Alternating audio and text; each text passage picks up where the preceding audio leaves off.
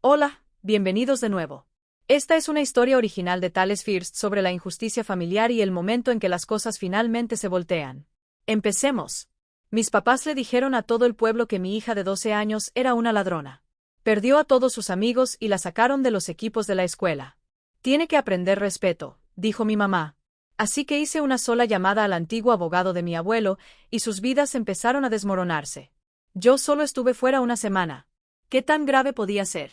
Eso me repetía mientras entraba al estacionamiento de la casa de mis papás esa noche. Una semana. 7 días. Una maleta. Un viaje de trabajo. Unos abuelos que habían estado rogando por tiempo especial para convivir. Debí saberlo. Cuando mi mamá dice convivir, en realidad quiere decir entrenar. Como si mi hija fuera un perrito al que hay que enseñarle a no hacerse pipí en la alfombra. La luz del porche estaba encendida. Las cortinas corridas. Todo se veía normal, de esa forma en que una casa se ve normal justo antes de entrar y darte cuenta de que eres la única persona que no recibió el memo. Mi mamá abrió la puerta con esa sonrisa brillante que reserva para las visitas. La sonrisa que dice, ¿ves? Todo está perfecto. Nada pasa. Y si pasa algo, definitivamente no es mi culpa. Sara, cantó, como si estuviéramos en un comercial de valores familiares. Mi papá apareció detrás de ella con su expresión habitual, neutral, paciente, ligeramente aburrido. La cara de un hombre que no ha tenido un pensamiento original desde finales de los 90 y está orgulloso de eso. Y entonces apareció mi hija. No corrió hacia mí. No brincó. No empezó con el reporte a velocidad 100 kilómetros por hora que normalmente me da cuando estoy lejos más tiempo del que dura pagar en el súper. Solo estaba ahí, en silencio, con la mirada baja, abrazando su bolsa de danza como si fuera lo único que la mantenía anclada al suelo. Se me apretó el estómago. Hola, corazón, dije, forzando mi voz a sonar ligera. Te extrañé. Me abrazó, pero fue rígido. Como cuando abrazas a un familiar en un funeral. Mi mamá me dio unas palmaditas en el brazo. Solo está cansada. Semana pesada. Miré el rostro de mi hija. Sus ojos no se veían cansados. Se veían apagados. Y su boca tenía esa línea tensa que los niños hacen cuando están haciendo todo lo posible por no llorar, por no hablar, por no hacer nada que rompa la presa. Gracias por cuidarla, dije por reflejo. Porque crecí en una familia donde dices gracias antes de saber exactamente por qué estás dando las gracias. Claro, dijo mi mamá. La familia cuida a la familia. Luego sonrió más grande, como si acabara de decir algo inspirador.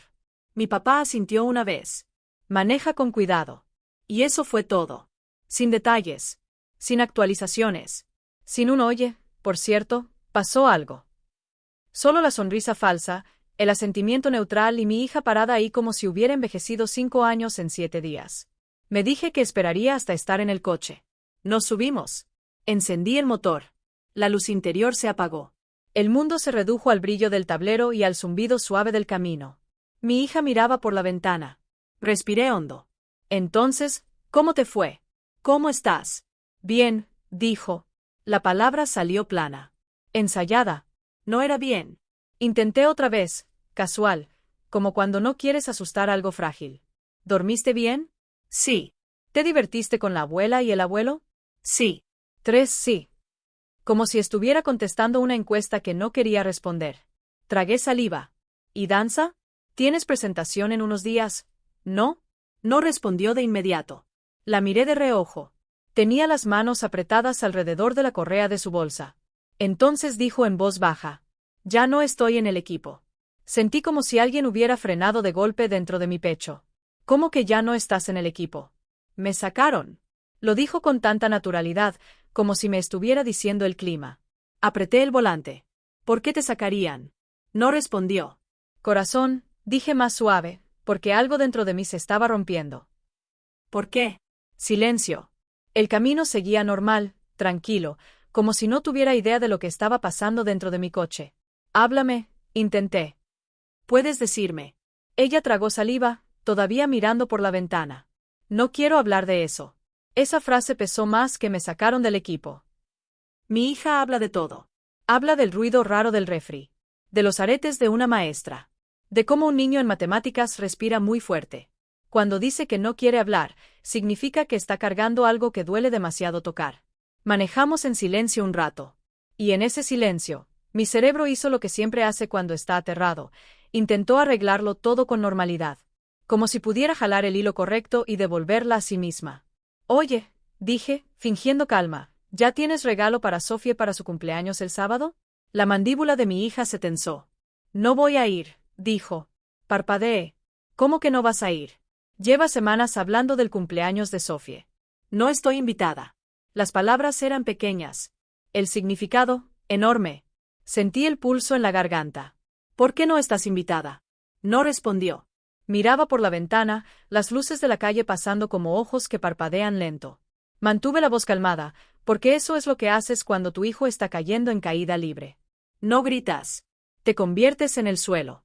Pero por dentro, estaba en pánico. ¿Quién es esta niña? ¿Dónde está mi hija? ¿Qué pasó en una semana? Llegamos a casa. Preparé la cena, porque las mamás somos criaturas absurdas capaces de saltear verduras mientras nuestro mundo se está derrumbando. Mi hija se sentó a la mesa. Comió un par de bocados, como por obligación con la gravedad. No habló. No se quejó. No pidió postre. Después de unos minutos, dejé el tenedor. «Ok», dije. «¿Qué pasó?» Miró su plato. Sus hombros subieron y bajaron una vez, como si estuviera tratando de mantener todo encerrado. Entonces su cara se deshizo. Las lágrimas salieron rápido, como salen cuando un niño las ha estado conteniendo demasiado tiempo. La abuela dijo que yo robé, sollozó. Se me heló la piel. ¿Qué? Se limpió la cara con el dorso de la mano, furiosa consigo misma por llorar. Le dijo a la gente que soy una ladrona. Mi mente intentó rechazar la frase, como si fuera un idioma extranjero. ¿Por qué diría eso la abuela? Mi hija respiró temblando. Por Belle. Claro. Belle. La hija de mi hermana Vanessa. La princesa coronada de la familia. Mi hija siguió hablando, ahora sin parar, como si una vez rota la presa, el agua tuviera que salir. Belle no encontraba sus zapatos, dijo. Sus zapatos de danza. Los que necesitaba para salir al escenario. Y empezó a entrar en pánico. Y entonces dijo que yo los había tomado. Apretó los puños sobre la mesa. No lo hice. Te juro que no los toqué. Ni siquiera me acerqué a sus cosas. Me incliné hacia ella. Está bien. ¿Y luego qué pasó? Tragó saliva. Llegamos a la casa y luego la abuela y el abuelo entraron a mi cuarto. Lo vi de inmediato. Mis padres parados sobre mi hija, en un cuarto que no era suyo. En una casa donde los adultos siempre tienen la razón y los niños siempre son culpables. Dijeron que yo los robé, susurró. Dijeron que lo hice para arruinar su presentación porque quería opacarla. Su voz se quebró en opacarla. No fue así, repitió. No hice nada. El corazón me latía con fuerza. ¿Qué dijiste tú? Dije que no lo hice. Que no sabía dónde estaban. Pensé que solo me iban a castigar. Soltó una risa pequeña y rota, sin humor. Dijeron que estaba castigada, y luego fueron a la escuela. Se me secó la boca. ¿Fueron a tu escuela? Asintió, con lágrimas cayendo por sus mejillas. Le dijeron a la gente. Al entrenador. A las mamás. Apenas podía respirar. ¿Qué les dijeron? Que robé los zapatos de Belle. Dijeron que soy una ladrona. Miré la pared de mi cocina, como si pudiera explicarme en qué momento mis padres se convirtieron en personas capaces de hacerle esto a una niña. ¿Y los zapatos? Pregunté. ¿Los encontraron? Ella negó con la cabeza. Dijeron que después los encontraron en su casa, en el pasillo junto a la puerta. Hasta me los enseñaron, pero yo no vi cuando los encontraron. Solo los levantaron y dijeron que eso significaba que yo los había puesto ahí. Me miró con los ojos bien abiertos. Mamá, yo nunca tomé los zapatos de Belle. Nunca los toqué. No sé cómo llegaron ahí, pero no fui yo. Le creí. No tuve que pensarlo. Le creí como se cree que la gravedad existe. Entonces tragó saliva y miró el borde de la mesa. Me sacaron del equipo. Sus dedos jalaban el hilo de la manga, sin saber qué hacer con sus manos. Y todos empezaron a tratarme como, buscó la palabra y bajó la mirada, como si no fuera segura. Pasaron unos segundos. Luego, más bajito. Sofía ya no me habla. Me quedé quieta sin darme cuenta. El trapo de cocina quedó a medio doblar en mis manos. Sofía no era solo un nombre. Sofía era el cumpleaños del sábado. Sofía era la niña que había estado en nuestra cocina cientos de veces, dejando ligas para el cabello en la barra y riéndose como si este también fuera su hogar. Sofía, dije. Mi hija asintió una vez, sin levantar la mirada. Dijo que si yo podía hacérselo a Belle, podía hacérselo a cualquiera. Lo dijo como repitiendo una frase que la obligaron a memorizar. Sin lágrimas. Solo las palabras, colocadas con cuidado sobre la mesa entre nosotras. Dejé el trapo. Sin drama. Sin prisa. Está bien, dije firme. Gracias por decírmelo. Tomé mi teléfono y llamé a mis papás. Mi mamá contestó al segundo timbrazo, alegre. Hola, Sara. No saludé. ¿Qué hiciste? Hubo una pausa. Luego suspiró, como si yo estuviera exagerando. ¿De qué hablas? ¿Le dijiste a la gente que mi hija robó? La voz de mi mamá se endureció. Robó los zapatos de Belle. Me temblaban las manos. ¿Cómo lo sabes? No los encontraba, dijo, como si eso fuera prueba. Y luego los encontramos en la casa, en el pasillo. Parpadeé. ¿En el pasillo? Sí. Justo ahí. Eso no prueba nada, dije. Tal vez Belle los dejó ahí. Tal vez los olvidó. Mi mamá soltó una risa despectiva. Belle no haría eso. Entonces no sabes, dije, alzando la voz. Asumiste. No sabes que mi hija robó nada. La voz de mi papá entró a la llamada, baja e irritada. Lo sabemos. No, dije. Asumieron y destruyeron su vida por una suposición. El tono de mi mamá cambió. No defensivo. No culpable. Justificado. Sara, dijo, como explicándole algo simple a una niña lenta, aunque no los haya robado, necesita aprender respeto. Me quedé inmóvil. ¿Qué dijiste? Necesita aprender respeto, repitió, tranquila. Al otro lado de la mesa, mi hija había dejado de comer. Tenía las manos metidas debajo de los muslos, como si no confiara en ellas. Llamaron a su escuela, dije. Les contamos lo que pasó, respondió mi mamá. Tenían que saber. No lo sabían, dije. Asumieron. La voz de mi papá cortó, seca. Nosotros nos encargamos. Tragué saliva. ¿Siquiera le preguntaron qué pasó antes de empezar a decirle a todo el mundo? Una pausa breve. Luego mi mamá, más dura. Esto no es un tribunal, Sara. No, dije. Es su vida. Mi mamá no suavizó el tono. Aunque no los haya tomado, necesitaba consecuencias. Colgué. La cocina quedó en silencio. Mi hija levantó la mirada, como esperando ver qué tipo de mundo iba a ser este ahora. Dejé el teléfono sobre la mesa y asentí una sola vez. Habían convertido una semana en un arma, y yo ya no iba a permitir que la usaran. Ellos todavía no lo sabían, pero pronto iba a hacer una llamada. Y esa llamada lo cambiaría todo. La obsesión con el respeto no empezó con unos zapatos perdidos. No empezó con mi hija. Empezó conmigo. Durante mucho tiempo no lo entendí. O tal vez sí lo entendía, pero no quería aceptarlo. Cuando creces en una familia como la mía, aprendes a hacerte pequeña de formas que ni siquiera notas.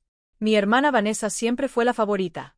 No habría sabido explicarte por qué si me lo hubieras preguntado cuando tenía 8 años. Simplemente lo sabía, como sabes de qué lado del pan va la mantequilla.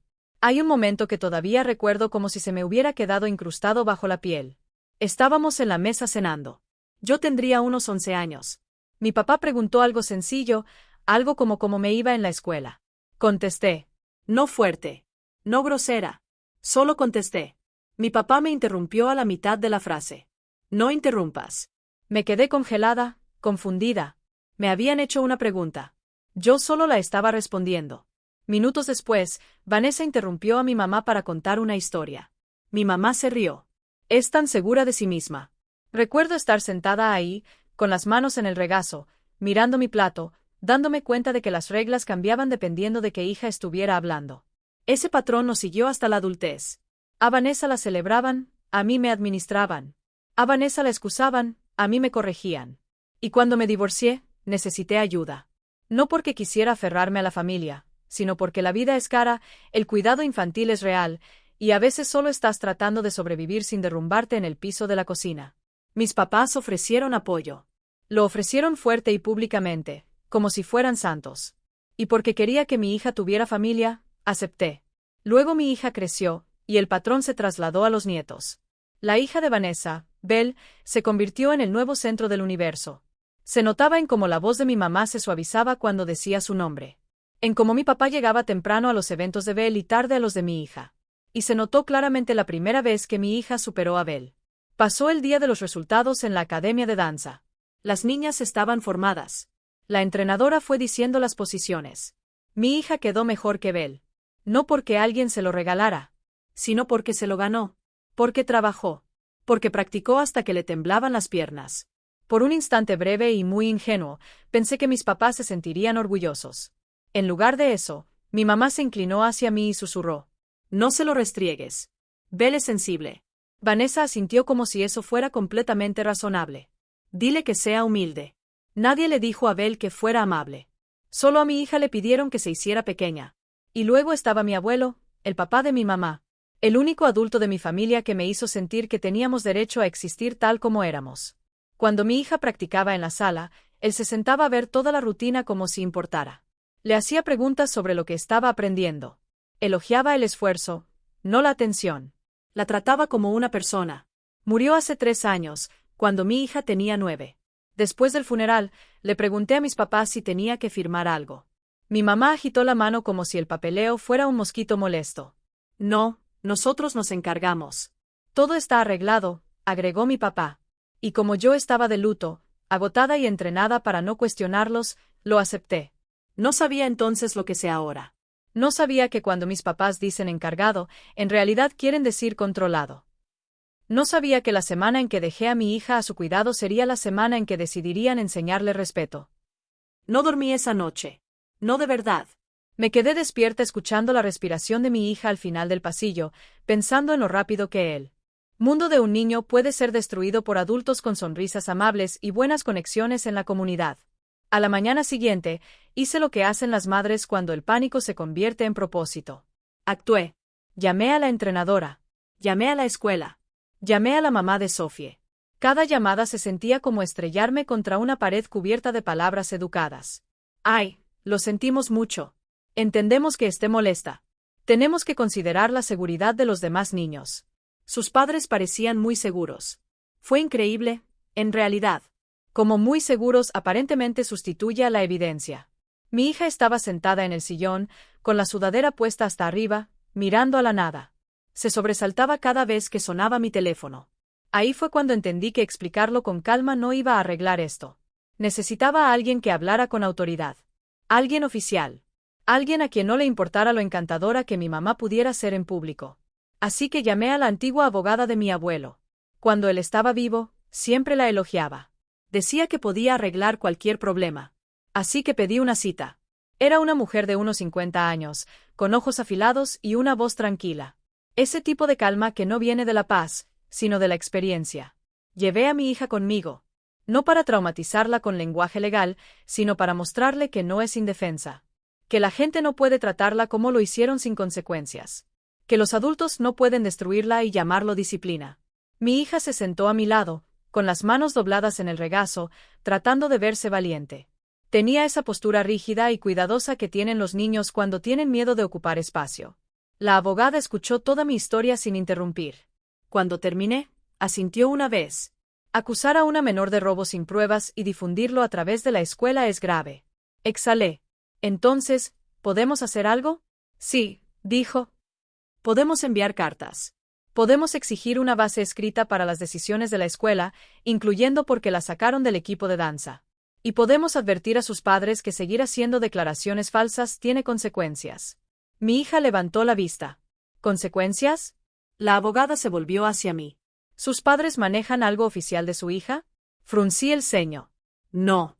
Los ojos de la abogada se estrecharon ligeramente, como si acabara de escuchar algo que no encajaba. Entonces, ¿quién maneja el fideicomiso? Parpadeé. ¿Qué fideicomiso? Me miró un largo momento. El fideicomiso que su abuelo creó para ella. Sentí la piel helarse de esa manera específica que aparece cuando el mundo se inclina. No hay ningún fideicomiso, dije, porque de verdad lo creía. La expresión de la abogada no cambió, pero algo se afiló detrás de sus ojos. Me sorprende que no lo sepa. No lo sé, repetí. Mis papás me dijeron que todo estaba arreglado. La abogada se recargó en la silla, pensativa. Su abuelo era muy meticuloso con la planeación. Tragué saliva. ¿Estás segura? Lo suficiente como para investigar, dijo. Pero quiero ser clara. Es posible que sus padres sean los fideicomisarios, lo que significa que tendremos que solicitarles documentos y estados de cuenta. Algo dentro de mí se movió, como si se abriera una puerta hacia un pasillo que no sabía que existía. La abogada continuó. Práctico. Enviaremos 2 cosas. Una solicitud formal de documentos y contabilidad del fideicomiso. Y una carta exigiendo que dejen de difundir acusaciones de robo sin pruebas. Mi hija la miraba con los ojos muy abiertos, como si no pudiera creer que los adultos pudieran hablarle así a otros adultos.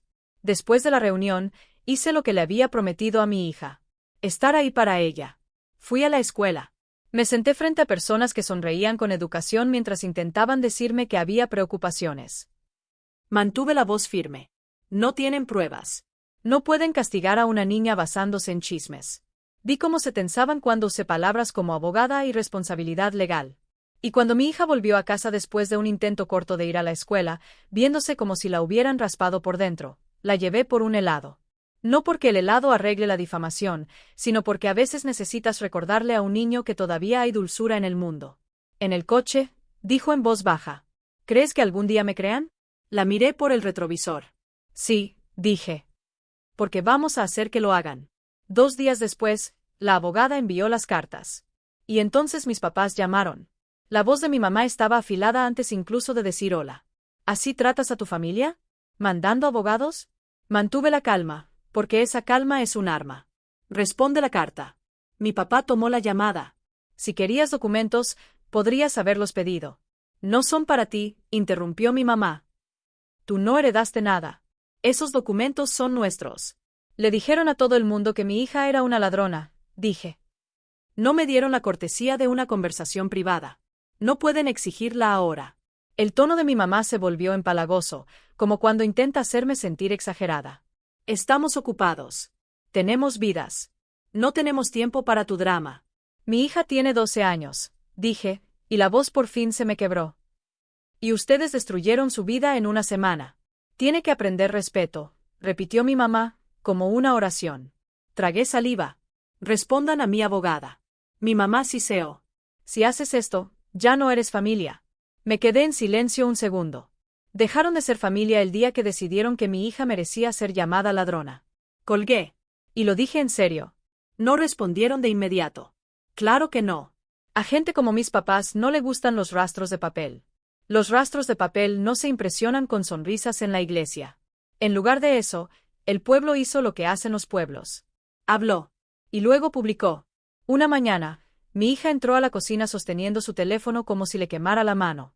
Tenía los ojos rojos, pero el rostro congelado, justo antes de llorar. Mamá, dijo en voz pequeña.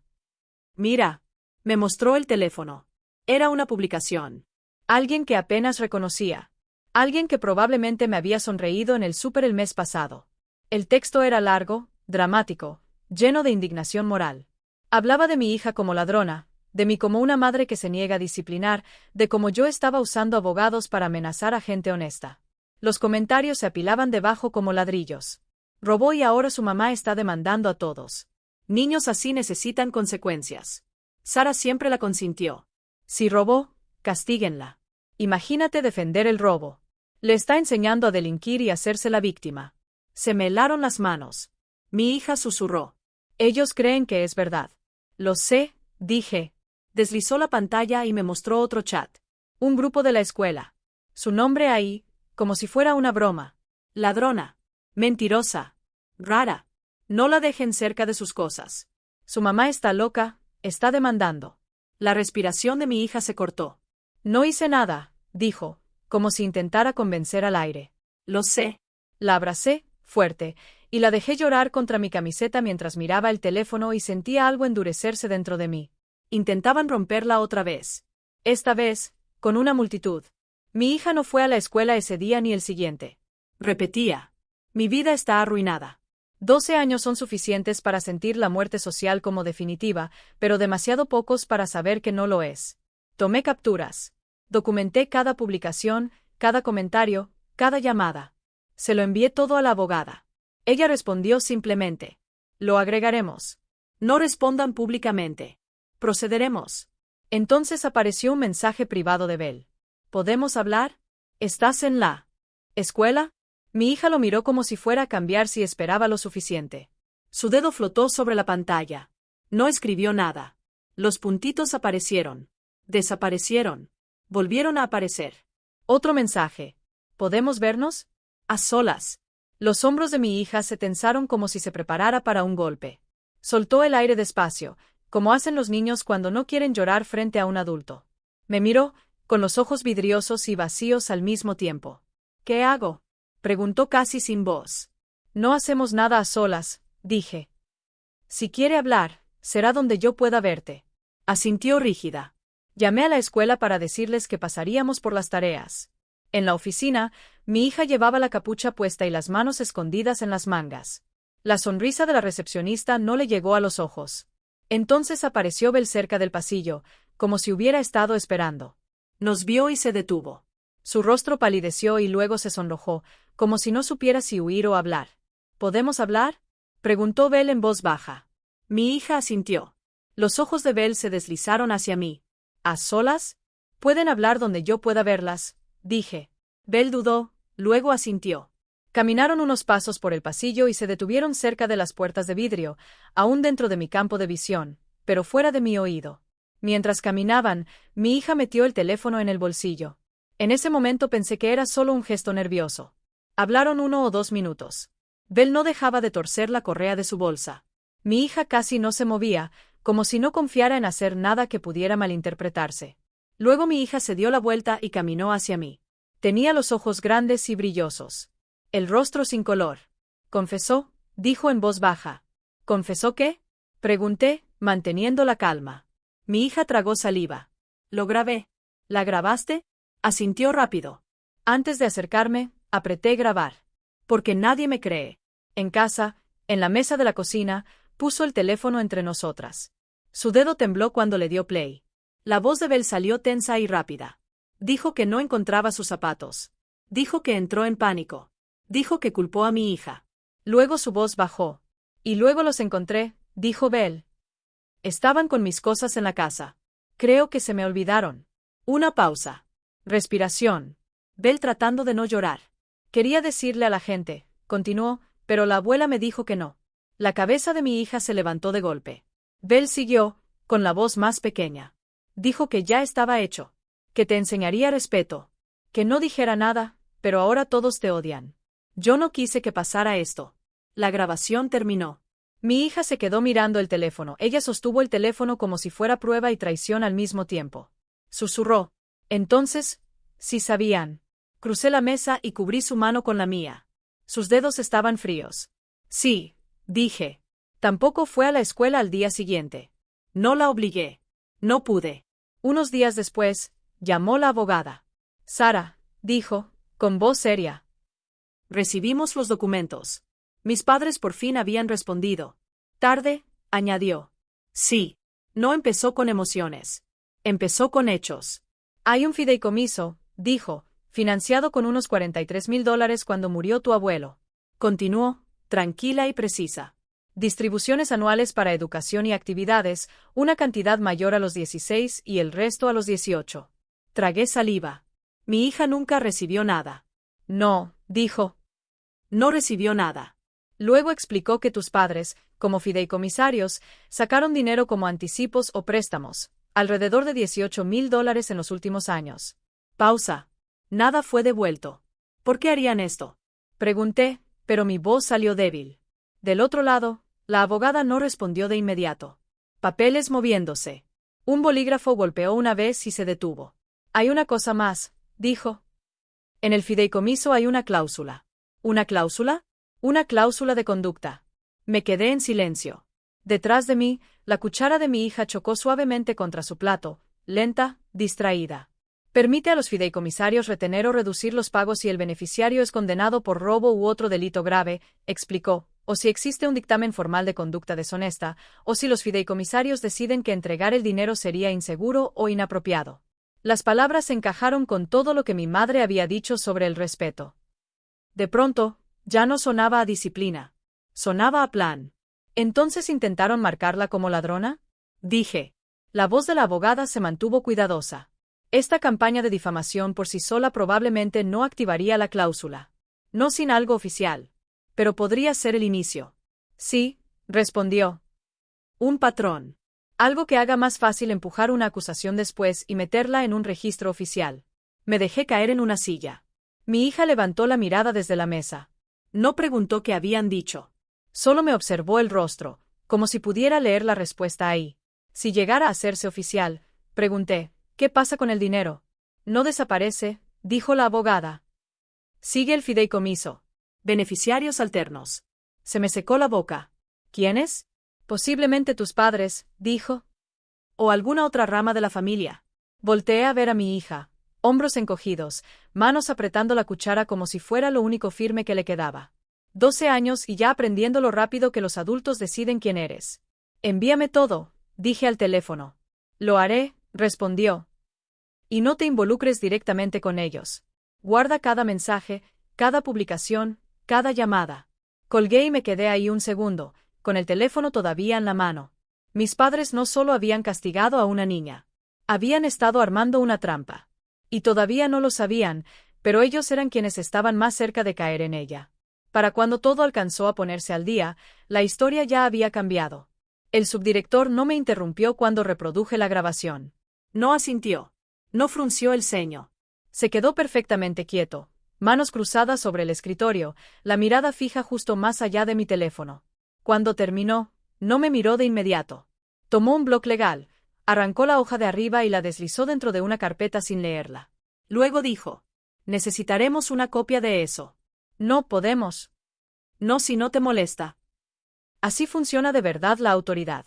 Silenciosa, repentina y alérgica a la vergüenza. En cuestión de días, el expediente de mi hija fue corregido. No anunciado. No acompañado de disculpas. Corregido. La oficina de actividades escolares hizo lo mismo. El entrenador la llamó de vuelta al equipo con ese tono que usa la gente cuando se esfuerza mucho por no admitir que se equivocó. Una vez que los adultos dejaron de tratar el chisme como prueba, los niños hicieron lo mismo. Los chats grupales se apagaron. Las publicaciones dejaron de circular. Algunos amigos reaparecieron. Incómodos, pero sinceros. No todos volvieron, y estaba bien. Mi hija dejó de caminar como si esperara que alguien la empujara. Belle se cambió de escuela antes de que terminara el semestre. Sin explicación, sin despedida. Solo ausencia. A los pueblos chicos les encanta el cierre, siempre y cuando no implique rendir cuentas. Luego vino la parte que mis padres creyeron que nunca saldría a la luz. El fideicomiso no era pequeño. Había sido financiado con unos $43,000 cuando murió mi abuelo. No estaba pensado para quedarse intacto hasta la adultez. Incluía distribuciones anuales de $2,500 para educación y actividades aprobadas, una cantidad mayor a los 16 y el resto a los 18. Mi hija no había recibido nada. Mientras tanto, mis padres, fideicomisarios solo de nombre, no de conducta, se habían estado sirviendo solos. Unos $18,000, etiquetados como anticipos o préstamos, sin plan de pago y sin informar a nadie. Dinero retirado en silencio durante años, mientras le decían a los demás que se contuvieran. Cuando la contabilidad rastreó los fondos, se puso peor. Parte fue para mis padres. Parte para Vanessa y Belle. El futuro de una nieta usado para inflar el presente de otra. Les ordenaron devolverlo. No tenían el dinero. Le pidieron ayuda a Vanessa. Vanessa se negó. Así que vendieron la casa. La misma casa donde mi madre le dio un sermón a una niña de 12 años sobre el respeto. La misma sala donde mi padre asentía mientras las mentiras se endurecían y se volvían hechos. Se mudaron a una renta que antes habrían llamado temporal. El dinero regresó al fideicomiso. El saldo fue restaurado. Se cambió la fideicomisaría. Yo quedé a cargo de autorizar todo. Mi hija aún no puede tocar ese dinero. No lo necesita. Lo que necesitaba era protección, no poder de gasto. Las consecuencias sociales fueron más silenciosas que las acusaciones, pero mucho más permanentes. Las invitaciones dejaron de llegar. Las llamadas no fueron devueltas. La gente que se sentía muy cómoda condenando a una niña de pronto estuvo ocupada. Corté todo contacto. Sin anuncio. Sin confrontación final. Solo silencio donde antes vivía el derecho a abusar. Mi hija todavía tiene días en los que recuerda. Días en los que ciertos pasillos se sienten más largos de lo normal. Pero ahora sabe que la verdad no necesita volumen, solo pruebas. Y las personas que querían enseñarle respeto le enseñaron algo más. Que la rendición de cuentas siempre llega. Y nunca toca la puerta con educación. Ahora dime, ¿fui demasiado lejos, o no lo suficiente? Déjamelo en los comentarios. Y si quieres más historias como esta, suscríbete.